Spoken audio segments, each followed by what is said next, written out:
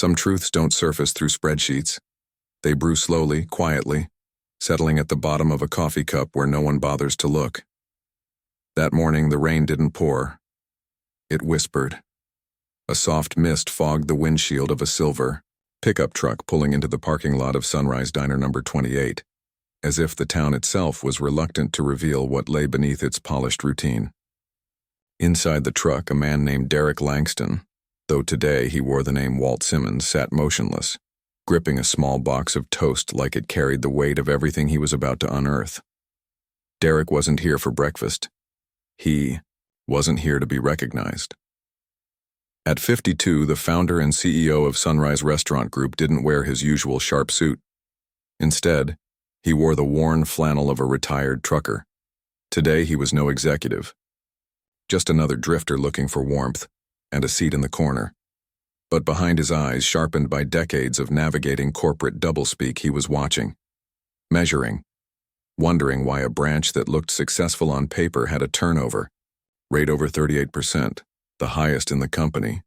He'd seen the HR reports. He'd read the engagement scores. But now he was here to feel what numbers couldn't tell. Through the diner's fogged window, Derek watched a few early morning employees move robotically through their prep routines. No laughter, no spark. Their movements were precise but hollow, like someone had hit play on an old training video. Something was off. He remembered his own words from a decade ago during a training session for regional managers. If you want to know whether a restaurant's alive, don't check the numbers. Watch how they pour the coffee at 7 a.m. Today he would test his own philosophy. Derek stepped into the drizzle, his cap pulled low, his gait just uneven enough to pass for a man whose best years were behind him.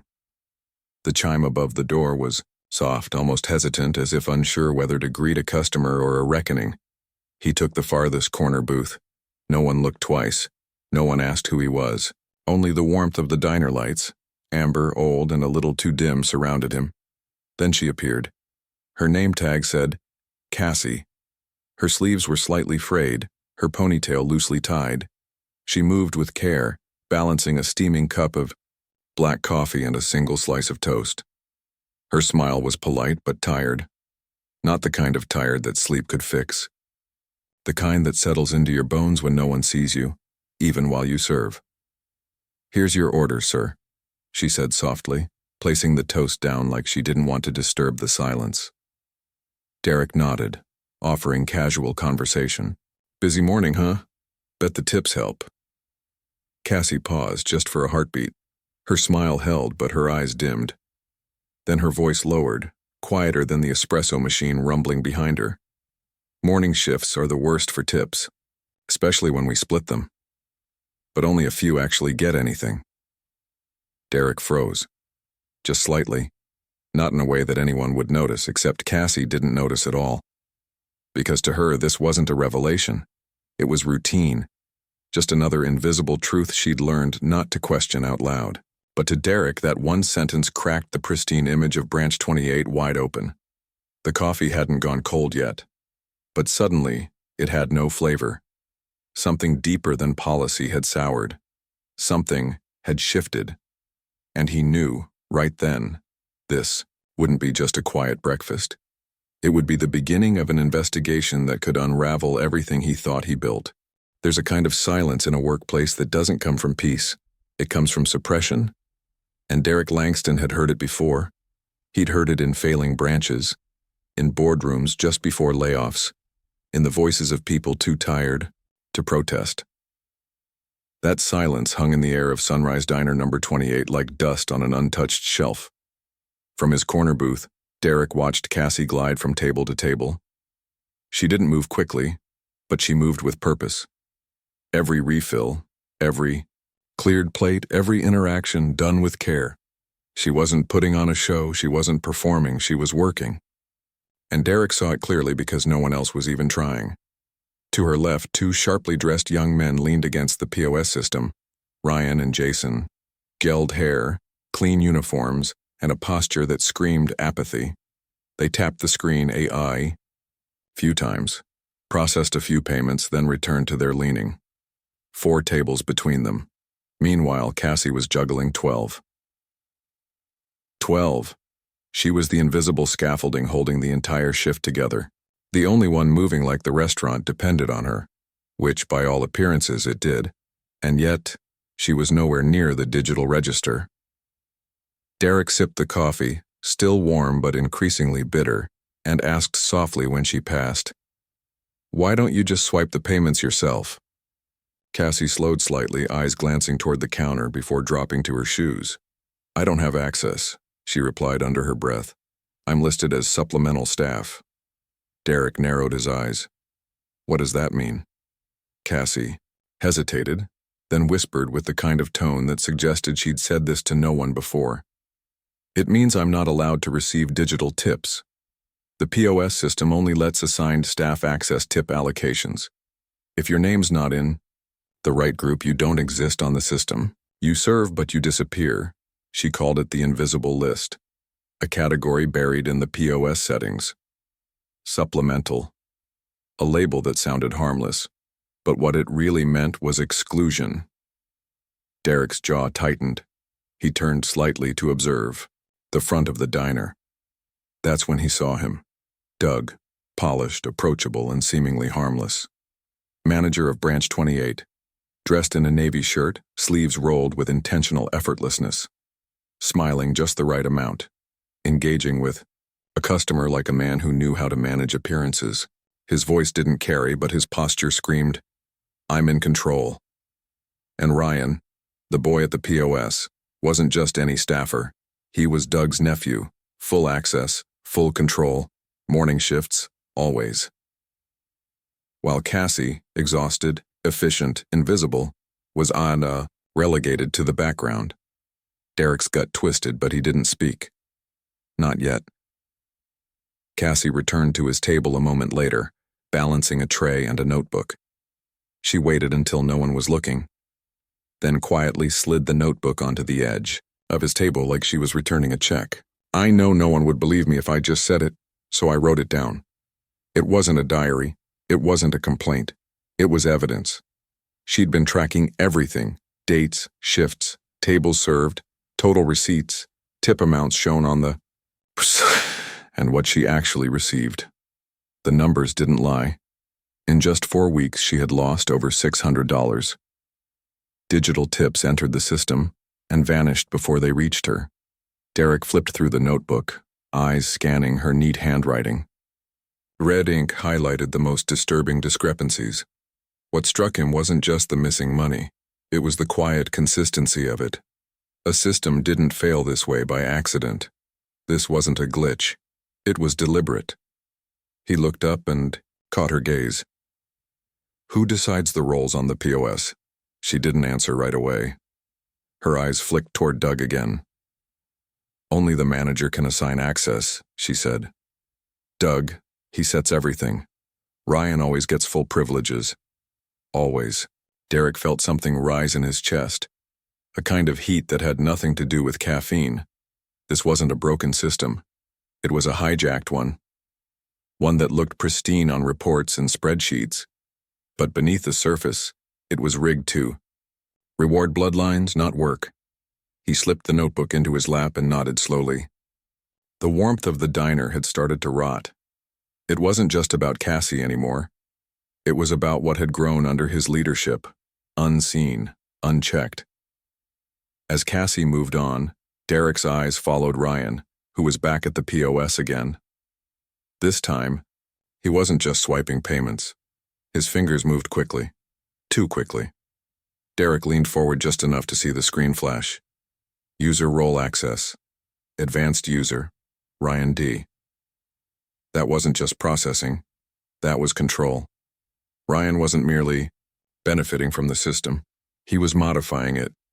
Navigating through internal settings no part-time server should touch. Derek clenched his coffee cup, willing himself to stay still. Stay in character. Stay quiet.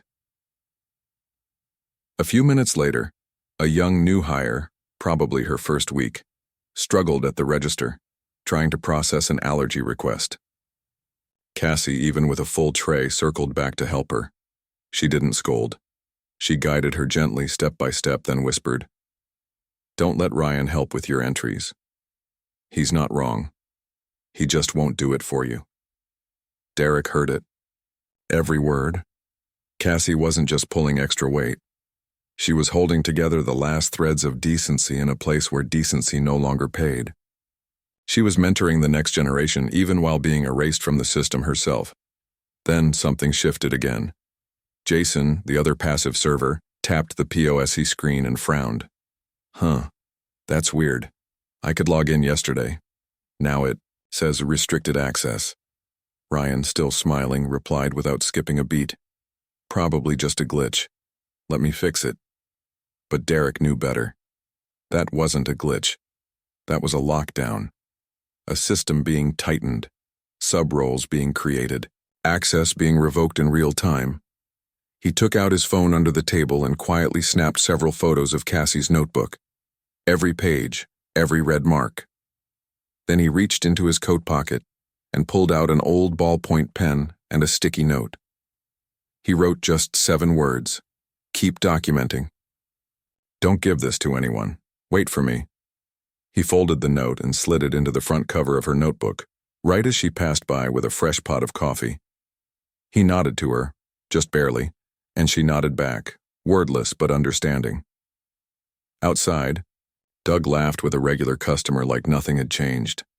Inside, Derek Langston sat still in a dim booth, the coffee before him gone cold, but his blood running hotter with every passing second.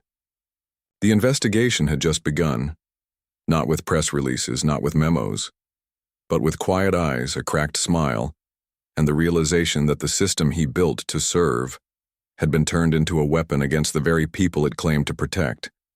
He wasn't just here to observe anymore, he was here to take it back. Some storms arrive with thunder, others come disguised as quiet phone calls. It was just past 3 p.m. when Derek Langston stepped out of Branch 28 and into the still post-rain silence. But inside him, the storm had already begun to gather. His hands were steady, but his thoughts moved fast, cutting through 100 spreadsheets, a dozen quarterly reports, and years of good intentions that had been bent into something unrecognizable. He pulled out his phone, dialed one number, and waited. 1 ring. 2. Then, Mara. That was all she needed. No pleasantries. No context. Derek's voice was low, flat. The POS system is being tampered with. I need you to step in quietly. Line by line. Every tip receiving account. Every user role. There was a short pause on the line. Then Mara, head of internal investigations, a woman who had uncovered 3 regional embezzlement rings in under 4 years, replied with just 1 word. Understood. Within an hour, the tech team, under Mara's direct instruction, had flipped Branch 28's POS system into silent surveillance mode. No alerts were sent, no changes were visible, but every keystroke, every tip transaction, every back-end access was now being logged and mirrored on a remote dashboard only Mara could see. What followed was 3 days of quiet alarm bells.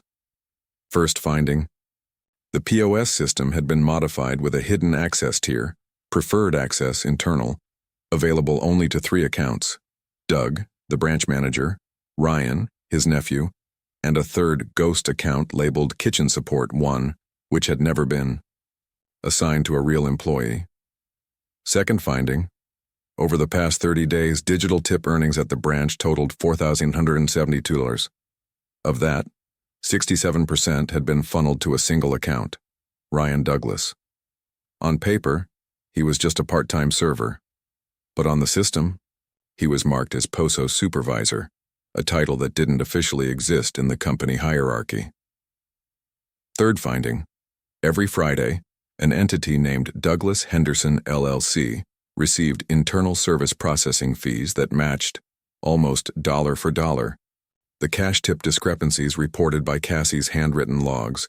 It wasn't just mismanagement, it was laundering, and Derek didn't need more time.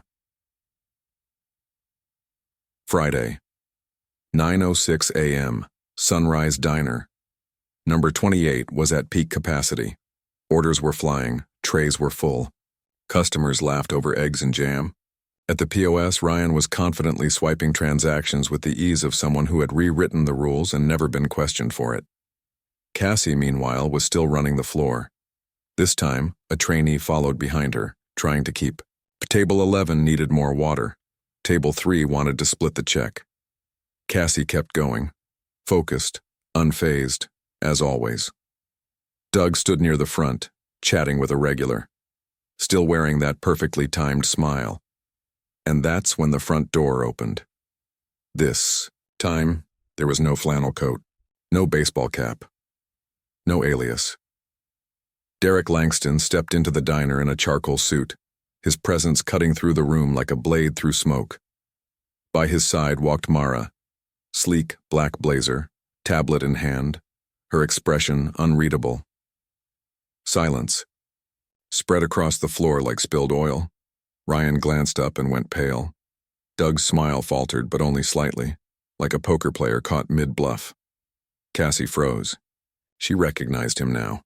Not the man from the booth, the man behind the whole system. Derek's voice was calm, measured. "Good morning." He walked to the register, hand resting on the counter. "I won't take much of your time, just the 15 years I've spent building this company." He turned to Doug, eyes steady. "I once said fairness is not a slogan, it's a behavior repeated every day." He glanced toward the POS system, but somewhere along the way, someone here decided that fairness was optional. Mara stepped forward and tapped her tablet. The screen behind the register lit up with real-time graphs, clear, irrefutable, bars of green showing verified tips, red dots tracking manipulation, one long red arrow pointing from customer payments, Ryan Douglas, Douglas Henderson, LLC.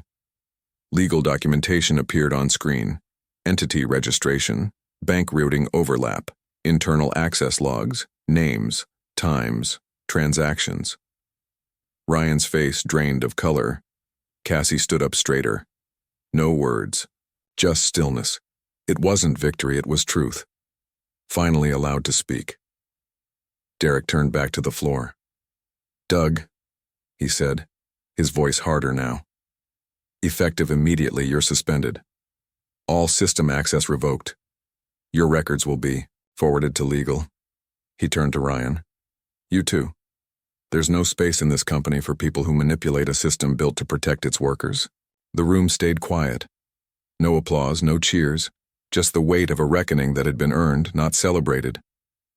Cassie didn't move, but her expression changed, just slightly, like the first deep breath after holding it too long.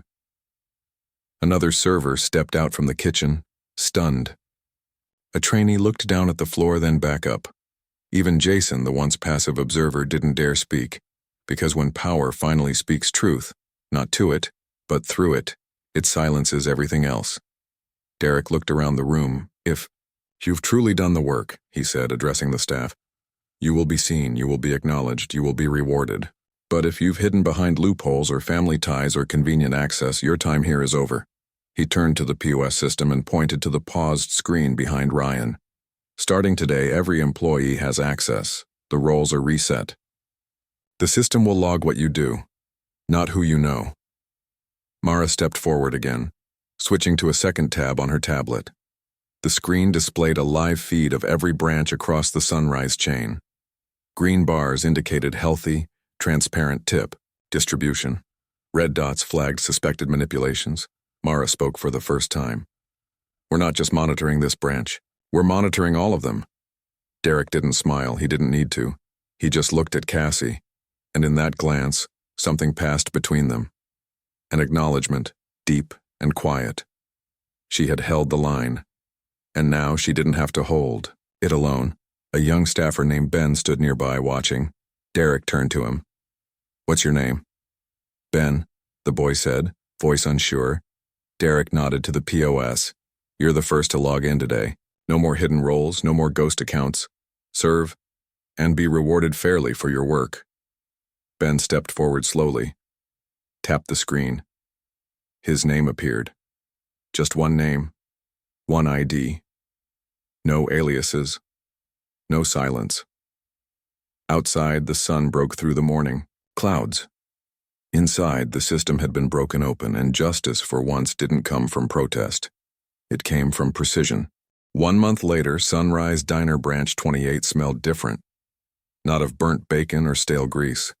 Not of anxious sweat soaked into old uniforms.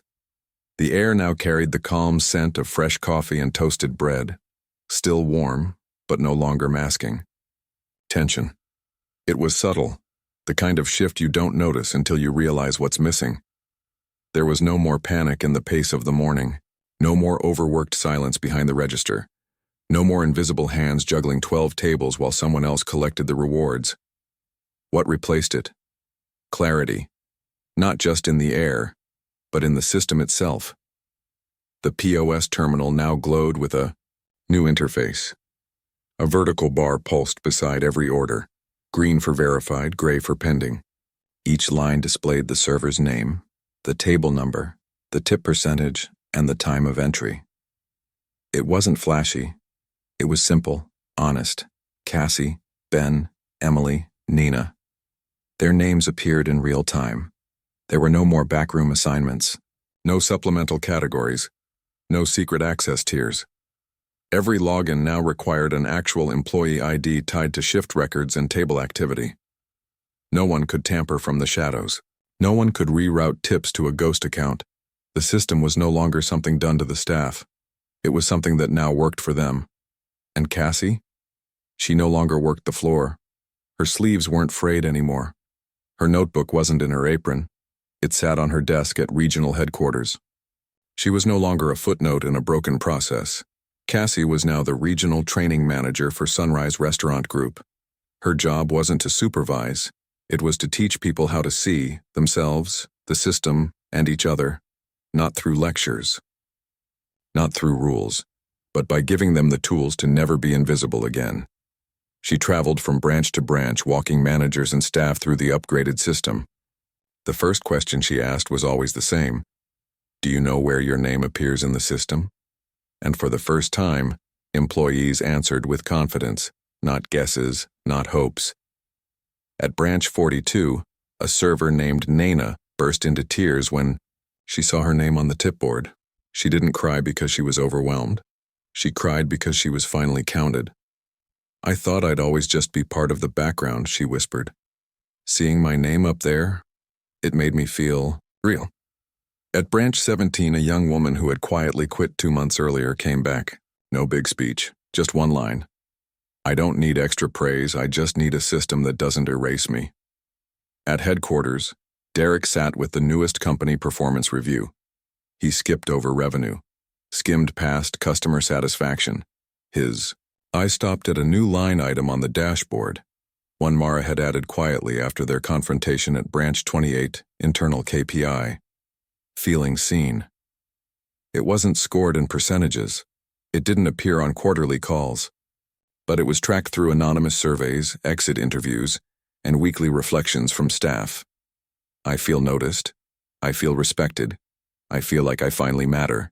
And that was the metric Derek cared about the most. One crisp morning, without telling anyone, Derek returned to branch 28. No charcoal suit, no disguise either. Just a man in a gray coat, walking slowly through the front door of the place where it all cracked open. He took the same booth in the corner, the same one where Cassie had once served him toast and poured him a cup of coffee that eventually went cold. Today it was different. He sat alone, ordered toast and coffee. This time he barely touched either. No grand gestures, no announcements, just one act of quiet gratitude. Before he left, Derek tucked a folded $20 bill beneath the edge of the plate. And under the bill, he left a handwritten note, no signature. Thank you for not giving up. Today no one is left behind. Cassie found it later during cleanup. She didn't need to ask who left it. She didn't need to open the note again after reading it once. She folded it gently and slipped it into the back cover of her old notebook, the same notebook that once held records of injustice. The same one that became evidence. That notebook, once her shield, her burden, her truth, was now a memory. She never opened it again. Because she didn't need to remember what was written. She remembered why it had to be written, and now, that Reason no longer existed. At the next training session, Cassie walked in carrying an envelope instead of a notebook. Midway through the day, she left it on the new branch manager's desk. On the front, she had written in her steady, compact handwriting, "For the next person, in case one day you need proof that you're not crazy for noticing injustice." Inside were the torn pages of her old notebook, no longer needed, but still powerful, because reform isn't about forgetting the past, it's about giving the next person a map. Cassie didn't tell the story in every room. She didn't need to. The system itself told it now. Swipe, verify, tip logged, name recorded. Across the company, no one had to whisper anymore. No one had to wonder if their effort would be acknowledged. Every shift began with a login that reflected the person standing behind the uniform. Not their connections, not their titles, just their work, just their worth. Cassie's role wasn't to hold power.